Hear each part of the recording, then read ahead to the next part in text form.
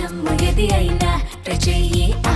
Chicken masala. పశ్చిమాసియాలో కొనసాగుతున్న యుద్ధం అనేక దేశాలపై తీవ్ర ప్రభావం పడేలా చేస్తోంది. ఇప్పటికే పలు దేశాల్లో ఇంధన సంక్షోభం నెలకొంది. పాకిస్తాన్ ఇంధన సంక్షోభం తీవ్రం కావడంతో మార్కెట్లు, మాల్స్ అన్నింటినీ నేటి నుంచి రాత్రి 8 గంటలకే మూసివేయాలని ప్రభుత్వం నిర్ణయం తీసుకుంది. ఇక యుద్ధం వల్ల పెరుగుతున్న ప్రపంచ ఇంధన ఖర్చులకు ప్రతిస్పందనగా పొదుపు చర్యల్లో భాగంగా పాక్ నిర్ణయాలు తీసుకుంటుంది. దేశంలోని అనేక ప్రాంతాల్లో మార్కెట్లు, షాపింగ్ మాల్స్ కు ఈ నిబంధనలు వర్తిస్తాయని పేర్కొంది. ప్రధానమంత్రి షెహబాజ్ షరీఫ్ అధ్యక్షతన పెట్రోలియం ఉత్పత్తులపై జరిగిన సమావేశంలో ఈ నిర్ణయం తీసుకున్నారని పీఎంఓ ప్రకటన విడుదల చేసింది.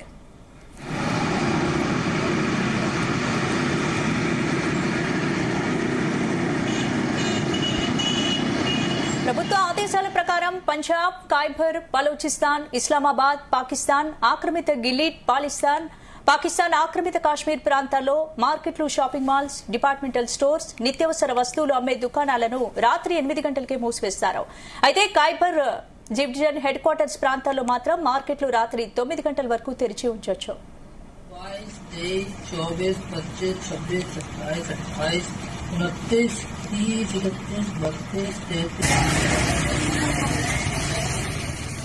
ఇక బేకరీలు, రెస్టారెంట్లు, తందూర్ దుకాణాలు, ఆహార కేంద్రాలు, వివాహ మండపాలను రాత్రి 10 గంటలకు మూసివేయాలని ప్రభుత్వం ప్రకటించింది. వ్యక్తిగత నివాసాల్లో జరిగే వివాహ కార్యక్రమాలు కూడా రాత్రి 10 గంటల్లోపే ముగించాలని తెలిపింది.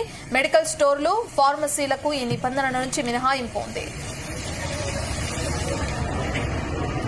పశ్చిమాసియా ఘర్షణల వల్ల సరఫరా గొలుసులు దెబ్బతినడంతో పెరుగుతున్న ప్రపంచ చమురు, ఎనర్జీ ధరలను ఎదుర్కొనేందుకు తీసుకుంటున్న ప్రయత్నాల్లో భాగంగా ఈ చర్యలు తీసుకుంటున్నారు.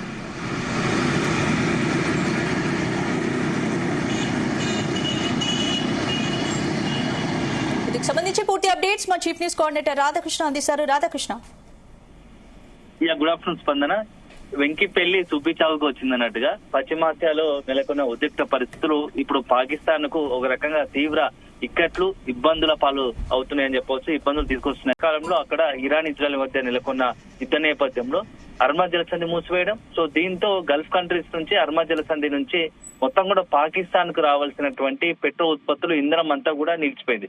దీంతో అక్కడ రోజు రోజుకు ఇబ్బందికర పరిస్థితులు ఏర్పడుతున్నాయి. ముఖ్యంగా ఈ యొక్క పెట్రోల్ ఉత్పత్తులు అయిపోవడంతో పెట్రోల్, డీజిల్ ధరలు ఆకాశాన్ని అంటున్నాయి. సో ఇది కాకుండా మరొకసారి అక్కడ చాలా ఇంపార్టెంట్, చాలా కీలకమైన అంశం ఏంటంటే పాకిస్తాన్ లో ఈ యొక్క మొత్తం పవర్ ప్లాంట్స్, విద్యుత్ ప్లాంట్స్ అన్ని కూడా కొంత ఈ యొక్క ఆ ఇంధనంతో నడుస్తాయి. సో ఇంధనం వల్ల ప్రొడ్యూస్ చేసే పరిస్థితి. సో ఇప్పుడు ఆ ఇంధనం అనేది నిలిచిపోవడంతో ఏదైతే ఈ పవర్ ప్లాంట్ కి సంబంధించి ఇంధనానికి వాడేది ఉంటుందో ఆ ఆయిల్ కావచ్చు, అదేవిధంగా ఆ గ్యాస్ ను వాడతారు. ఆ గ్యాస్ మొత్తం సరఫరా నిలిచిపోవడంతో భవిష్యత్తులో అక్కడ మొత్తం కూడా కరెంటు కష్టాలు కూడా తప్పేలేవు, కరెంటు కష్టాలు కూడా ఏర్పడే అవకాశం ఉంది. ఈ నేపథ్యంలో అక్కడ ఇప్పుడు తాజాగా కూడా ప్రస్తుతం అటువంటి పరిస్థితుల్లో అక్కడ కొన్ని ఇబ్బందులు తీసుకురావాలనుకుంటుంది. సో మొత్తం ఎక్కడికక్కడ కొంత 10 గంటల లోపే అన్ని షాపులు, ప్రధానంగా ఉన్నటువంటి షాపింగ్ మాల్స్ కాబట్టి అవన్నీ కూడా మూసివేయాలని భావిస్తున్నట్టుగా తెలుస్తోంది. ఈ నేపథ్యంలో ఇప్పటికే దానికి ప్రధాని షెహబాజ్ షరీఫ్ ఆధ్వర్యంలో ఒక సమావేశం నిర్వహించారు. సో మొత్తంగా కూడా ఏప్రిల్ 7వ తేదీ నుంచి, అంటే ఈ రోజు నుంచి కూడా రాత్రి 8 గంటలకే అన్ని మాల్స్, మార్కెట్లు కావచ్చు, ప్రధాన మార్కెట్లు కావచ్చు, మాల్స్ కావచ్చు మూసివేయాలని ఇప్పటికే కొన్ని అధికారికంగా ఉత్తర్వులు జారీ చేస్తాయి. యుద్ధం వల్ల పెరుగుతున్న ప్రపంచ ఇంధన ఖర్చులకు దాని ప్రతిస్పందనంగా దానికి కొంత నిల్వలకు సంబంధించి పొదుపు చర్యలో భాగంగా పాకిస్తాన్ ఇలాంటి నిర్ణయాలు తీసుకుంటుంది. సో చాలా దేశాలు ఇలాంటి పరిస్థితులు ఉన్నాయి. భారత్ లో కూడా కొంతవరకు గ్యాస్ కొంత ఉండే. సో క్రమక్రమంగా వాటిని అనుగుణంగా ప్లాన్ చేసుకుని ప్రణాళిక ప్రకారం వాడుకునేందుకు మొత్తం కూడా చర్యలు చేపట్టారు. సో ఈ నేపథ్యంలో పాకిస్తాన్ మాత్రం పరిస్థితులు వచ్చినంత ఇబ్బందికరంగా మారుతున్నాయి. సో అక్కడ ఇంధన కొరత వల్ల ఆ విద్యుత్ కూడా కొంత ఇబ్బందికర పరిస్థితి వస్తుండడంతో ముందు జాగ్రత్తగా వాటిని ఏదైతే రాత్రి 7 గంటల లోపే మొత్తం కూడా షాపింగ్ మాల్స్ తీసుకోవాలని చెప్తున్నారు. సో దీంతో పాటుగా అత్యంత కీలకమైనటువంటి పంజాబ్, ఇదే ప్రభుత్వ ఆదేశాల ప్రకారం పంజాబ్, ఖైబర్ పఖ్తూన్ఖ్వా, బలూచిస్తాన్, ఇస్లామాబాద్, పాకిస్తాన్ ఆ మొత్తం కూడా అట్లాంటి ప్రాంతాల్లో పీఓకి సంబంధించిన ప్రాంతాల్లో కూడా మార్కెట్ షాపింగ్ మాల్స్ మొత్తం ఇంపార్టెంట్ అన్ని కూడా నిత్యావసర సంస్థలు అమ్మే దుకాణాలన్నీ కూడా 8 గంటల వరకు కొంత అవకాశం ఇచ్చారు. అయితే ఇంకా కొంత ముందుకు పోతే అయితే ఖైబర్ పఖ్తూన్ఖ్వా డివిజన్ లో మొత్తం హెడ్ క్వార్టర్స్ ప్రాంతాలు ఉంటే కీలకమైన ప్రాంతాల్లో 9 గంటల వరకు వాటికి అవకాశం ఇచ్చారు. సో ఇట్లా దీంతో పాటు బేకరీలు, రెస్టారెంట్లు, తందూరు దుకాణాలు, ఎవరైతే ఆహారానికి సంబంధించి ఫుడ్ కోర్ట్స్ ఉంటాయో మ్యారేజ్ సంబంధించినవన్నిటి కూడా 10 గంటల వరకు మాత్రమే వాడుకోవాలి. ఆ తర్వాత మూసివేయాలని చెప్పేసి కొన్ని నిబంధనలు తీసుకొచ్చింది. సో ఇవన్నీ కూడా భవిష్యత్తులో మనం ఎదుర్కోపోయే సంక్షోభానికి, విద్యుత్ కావచ్చు ఇతరత్ర సంక్షోభాన్ని ఎదుర్కోవడానికి ప్రిపేర్ అవుతున్నట్టు ఉండాలి. సో కొంత మనం కూడా స్వీయ నియంత్రణ పాటించడం, వాటిని అన్నింటినీ కూడా కంట్రోల్లో ఉండేలాగా కొంత ముందస్తు జాగ్రత్తలు తీసుకోవాలని చెప్తున్నారు. సో ఇవంతా ఒక వ్యవస్థ. 10 గంటల వరకు అన్ని కూడా వివిధ సంబంధించినటువంటి డిపార్ట్మెంట్లు అన్ని కూడా ఏవైతే ఉన్నాయో ఇవన్నీ షాపింగ్ మాల్స్ ఇతరత్ర వ్యవహారాలన్నీ చూసేటివన్నీ 10 గంటల లోపే అన్ని మూసివేయాలి. అదే సందర్భంలో ఎమర్జెన్సీ అత్యవసర పరిస్థితులను ఎమర్జెన్సీ సర్వీస్ అయినటువంటి మెడికల్ సంబంధించి మాత్రం ఈ వీటికి మినహాయింపు ఉన్నట్టు కనపడుతుంది. సో ఒకవైపు ఏంటంటే అక్కడ నుంచి రావాల్సినటువంటి పశ్చిమాసియాలో గల్ఫ్ కంట్రీస్ రావాల్సినటువంటి ఇంధనం, పెట్రోల్ వల్ల ఇట్లాంటి నిర్ణయాలు తీసుకున్నట్టుగా తెలుస్తోంది. సో దీనికి తోడు ఇటీవల కాలంలో యుద్ధం వల్ల గత 6 వారాలుగా పాకిస్తాన్ లో పెట్రోల్, డీజిల్ కూడా విపరీతంగా పెరిగిపోతున్నాయి. సో అక్కడ ఉన్నటువంటి పరిస్థితుల నేపథ్యంలో ఇప్పుడు ప్రస్తుతం లీటర్ ధర ఆ పాకిస్తాన్ కరెన్సీ ప్రకారం 450 రూపాయలకు పైగా ఉంది litre petrol.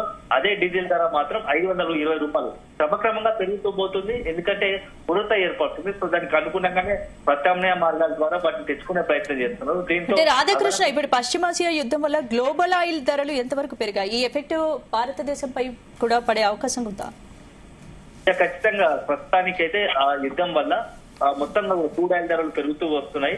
Present crude oil ధర 118 ఏదైతుందో క్రూడ్ ఆయిల్ ధర సంబంధించి బ్యారెల్ ధర $120 ఉంది. క్రమక్రమంగా పెరిగే అవకాశం ఉంది. ఎప్పుడైతే మొత్తంగా అంతర్జాతీయ క్రూడ్ ఆయిల్ ధర, బ్యారెల్ ధర పెరుగుతుందో దాని ఇంపాక్ట్ అన్ని దేశాలపై పడుతుంది. దాని వలన మొత్తం ఆ వ్యవస్థలు ఏదైతే మనం ప్రతినిత్యం కూడా ఈ యొక్క పెట్రోల్ సంబంధించి డీజిల్ నిత్యావసరంగా వాటి వాడుతూ ఉంటాము. ఎందుకంటే పెద్ద ఎత్తున ఇంత పెద్ద భారతదేశం లాంటి ఏ దేశంలోనైనా నిత్యావసర సరుకుల రవాణా కావచ్చు, ఇతరత్ర గ్యాస్ సంబంధించి కావచ్చు, మొత్తం వ్యవస్థలు నడవడానికి అత్యంత కీలకమైనవి. అదే సందర్భంలో ఇవన్నీ కూడా దేశ ఆర్థిక పరిస్థితికి ముడిపడిన అంశాలు. ఎందుకంటే అన్ని రంగాలు ముందుకు వెళ్ళి ఒక రకంగా మొత్తం మనీ సర్క్యులేట్ అయితేనే ఆ దేశానికి సంబంధించినటువంటి ఆర్థికంలో అన్ని రంగాలు కలిసి ఆ దేశ పురోగభివృద్ధికి తోడ్పడతాయి. అలాంటి రంగాల కంటే ఏ మాత్రం తేడా వచ్చినా ఎక్కడ కూడా ఇప్పటికే మనకు కొద్ది రోజుల క్రితం చూసాము, కమర్షియల్ సిలిండర్ లేకపోవడం వల్ల హోటల్స్ మూసివేయడము ఇవన్నీ కూడా జరిగాయి. సో హోటల్స్ మూసివేయడంతో ఆ వ్యవస్థలంతా కూడా కొంత ఇబ్బందికర పరిస్థితులు పోతాయి. ఎందుకంటే దాని మీద ఆధారపడి ఉండే జీవనోపాధి కొనసాగించే వాళ్ళంతా కూడా ఖాళీగా ఉండాల్సి వస్తుంది. మొత్తం రకరకాలుగా ఒకదానిపై ఒక ఇంపాక్ట్ చూపుతుంది. అది అల్టిమేట్ గా ఆ దేశ జీడీపీ ద్రవ్యోల్బణం పడుతుంది. కాబట్టి ఇవన్నీ దృష్టిలో పెట్టుకుని భవిష్యత్తులో పశ్చిమాసియా వాళ్ళ యుద్ధం వల్ల ఆయా దేశాలు అన్ని దేశాలు కూడా చాలా తీవ్ర ఇబ్బంది పడుతూ ఉన్నాయి, ఒక రకంగా ఆందోళన చెందుతున్నాయి. ఎందుకంటే ఏ మాత్రం తేడా వస్తున్నా యుద్ధం మరికొద్ది వారాల పాటు కొనసాగితే ఖచ్చితంగా దాని ఇంపాక్ట్ యొక్క క్రూడ్ ఆయిల్ ధర పడుతుంది. సో క్రూడ్ ఆయిల్ సంబంధించి ధర పెరిగితే మాత్రం అది అల్టిమేట్ గా అన్ని దేశాలపై పడుతుంది. సో బ్యారెల్ ధర మొత్తంగా కూడా దాని ధరలు పెరుగుతుంది. ఆ ధరలు పెరగడం వల్ల కొన్ని వ్యవస్థలకు ఇబ్బందికరంగా మారుతూ ఉంది. సో ఈ నేపథ్యంలోనే మొత్తంగా పాకిస్తాన్ లాంటి దేశాలు ముందు జాగ్రత్తగానే ఇప్పుడు కొన్ని కఠిన నిర్ణయాలు తీసుకుంటుంది. అంటే ఒక రకంగా అన్అఫీషియల్ లాక్డౌన్ కొనసాగుతుంది. మనం గతంలో కరోనా సమయంలో ఎట్లాంటి లాక్డౌన్ చూసామో ఇప్పుడు పశ్చిమాసియా యుద్ధం వల్ల ఈ గ్యాస్ సంబంధించి కావచ్చు, ఇంధన కొరత వల్ల అట్లాంటి పరిస్థితులు ఏర్పడే ప్రమాదం ఉన్నది తెలుస్తోంది. సో మనం 10 గంటల వరకు పాకిస్తాన్ ఉదయం 8 నుంచి రాత్రి 10 గంటల వరకు మాత్రమే షాపింగ్ మాల్స్ ఇతరత్ర వ్యవహారాలు అన్ని కూడా నడిచి తర్వాత పూర్తి స్థాయిలో మూసివేసే పరిస్థితి వచ్చింది. ప్రస్తుతం అంతర్జాతీయ మార్కెట్ లో ఒక బ్యారెల్ ధర $113.25 ఉంది. సో అది అటు అప్ అండ్ డౌన్ అవుతా ఉంది. సో పరిస్థితులకు అనుగుణంగా కనుక మొత్తం మరింత అర్మాజల సంఘం వద్ద ఇరాన్ పట్టు సాధించి యుద్ధం మరింత తీవ్రతరం అయితే అప్పుడు అన్ని దేశాలకు కూడా కేవలం పశ్చిమాసియా సంబంధించి ఏషియన్ కంట్రీస్ తో పాటు ఇతర అన్ని దేశాలకు కూడా దీని ప్రభావం చూపడం ఖాయంగా కనపడుతుంది. ఈ సంక్షోభం ఇంకా ఎంతకాలం కొనసాగే అవకాశాలు? అంటే ప్రస్తుతం గత 2 రోజులుగా పరిణామాలు చూస్తా ఉంటే ఇరాన్ చర్చలకు వస్తే బాగుంటుంది, ఇరాన్ చర్చలకు రావాల్సిందే అని చెప్పేసి కూడా ఇటు అమెరికా చెప్తా ఉంది. మరోవైపు పాకిస్తాన్ కూడా ఇప్పుడు ఉన్నటువంటి పరిస్థితుల నేపథ్యంలో తమకు చాలా ఇబ్బందిగా వస్తుంది. కాబట్టి పాకిస్తాన్ కూడా ఇరాన్ అదేవిధంగా అమెరికా, ఇజ్రాయెల్ మధ్య ఒక మధ్యవర్తిత్వం వహించడానికి కొంత ప్రయత్నాలు చేస్తున్నట్టుగా తెలుస్తోంది.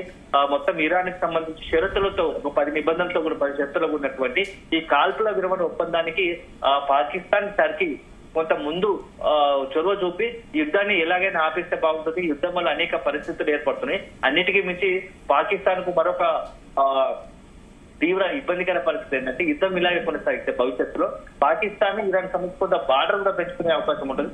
సో అక్కడ అల్టిమేట్ గా బార్డర్ లో కూడా కొంత ఉద్రిక్త పరిస్థితులు వస్తాయి. సో ఈ నేపథ్యంలో ఇరాన్ ఈ 2-3 రోజుల్లో కనుక యుద్ధానికి సంబంధించి కొంత కీలక నిర్ణయం తీసుకుంటే బాగుంటుందని పాకిస్తాన్ లో భావిస్తుంది. అదే మరోవైపు ఇటు అమెరికా అధ్యక్షుడు డొనాల్డ్ ట్రంప్ కూడా ఎట్టి పరిస్థితుల్లో ఇరాన్ యుద్ధాన్ని వదిలేయాల్సిందే, యుద్ధానికి కాల్పల్గా ఒప్పందాల్సిందే, చర్చలకు రావాల్సిందే. లేని పక్షంలో మరింత భీకర దాడులు ఒక ప్రళయం చూస్తారు. మొత్తంగా ఇరాన్ పూర్తిగా తనకు తాను నాశనం చేసుకోవాలంటే మాత్రం అన్నిటికీ సిద్ధంగా ఉండండి, చర్చలకు పక్కకు పెట్టి సిద్ధంగా ఉండండి. చర్చలకు వస్తే ఇరాన్ వదిలిపెడతామన్నట్టుగా కూడా కొంత అమెరికా అధ్యక్షుడు డొనాల్డ్ ట్రంప్ వార్నింగ్ ఇస్తున్నాడు. సో ఈ 2-3 రోజుల్లో భీకర దాడులు ఉంటాయి. సో కోలుకోలేని స్థితులు దాడులు చేస్తామన్నట్టుగా కూడా డొనాల్డ్ ట్రంప్ నిన్న హెచ్చరించిన పరిస్థితి. ఈ నేపథ్యంలో ఇప్పుడు ఇరాన్ ఎలాంటి నిర్ణయం తీసుకుంటుంది? సో ఇరాన్ చర్చలకు సత్యమిరా అంటుంది ఒకవైపు. సో మరీ నేపథ్యంలో అమెరికా దాడులకు చేస్తామని దిగుతా ఉంది. ఈ నేపథ్యంలో ఏం జరగబోతోంది? రాబోయే 48 గంటల్లో అన్నంత పని అమెరికా చేస్తుందా, లేకుంటే అమెరికా దాడులు చేస్తున్నా ఇరాన్ ఏమాత్రం తప్పకుండా ప్రతీకార దాడులకు తీసుకుందా? ఇది పరిస్థితి ఎలా ఉంటుంది సో అనేది మాత్రం మనం వేచి చూడాల్సి ఉంటుంది. Right, thank you Radhakrishna.